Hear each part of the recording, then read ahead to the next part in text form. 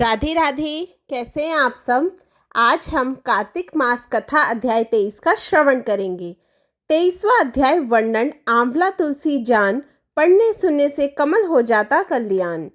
नारद जी बोले, हे राजन, यही कारण है कि कार्तिक मास के व्रत उद्यापन में तुलसी की जड़ में भगवान विष्णु की पूजा की जाती है।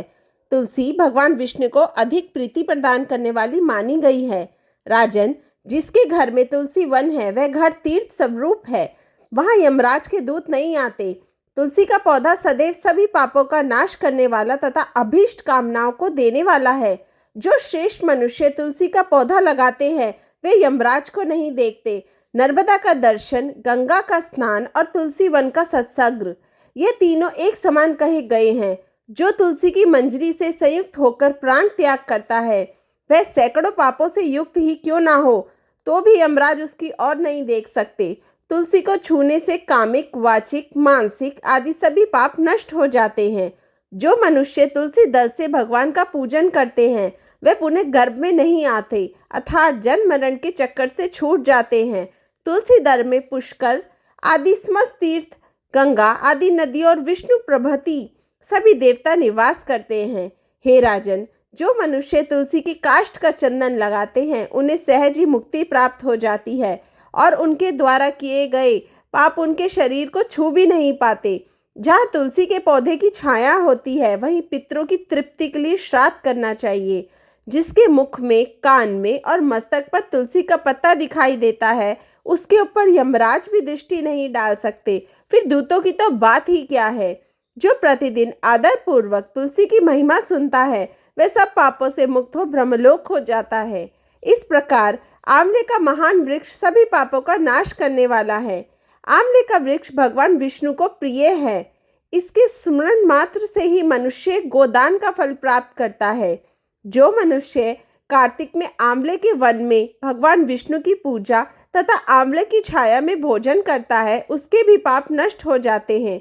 आंवले की छाया में मनुष्य जो भी पुण्य करता है वह कोटि गुणा हो जाता है।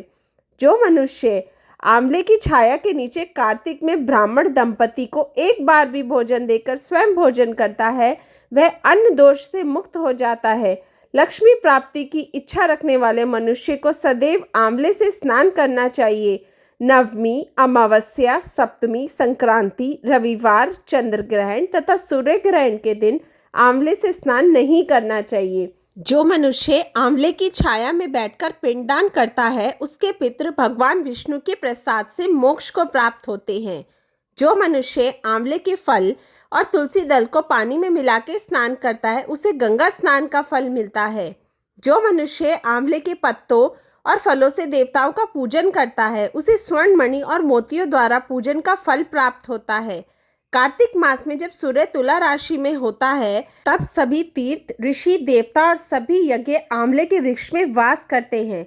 जो मनुष्य द्वादशी तिथि को तुलसी दल और कार्तिक में आंवले की छाया में बैठकर भोजन करता है उसके 1 वर्ष तक अन्न संसर्ग से उत्पन्न हुए पापों का नाश हो जाता है। जो मनुष्य कार्तिक में आंवले की जड़ में विष्णु जी का पूजन करता है उसे श्री विष्णु क्षेत्रों के पूजन का फल प्राप्त होता है। आंवले और तुलसी की महत्ता का वर्णन करने में श्री ब्रह्मा जी भी समर्थ नहीं है, इसलिए धात्री और तुलसी जी की जन्म कथा सुनने से मनुष्य अपने वंश सहित भक्ति को पाता है। कार्तिक मास महात्म्य कथा अध्याय 23 समाप्त। राधे राधे।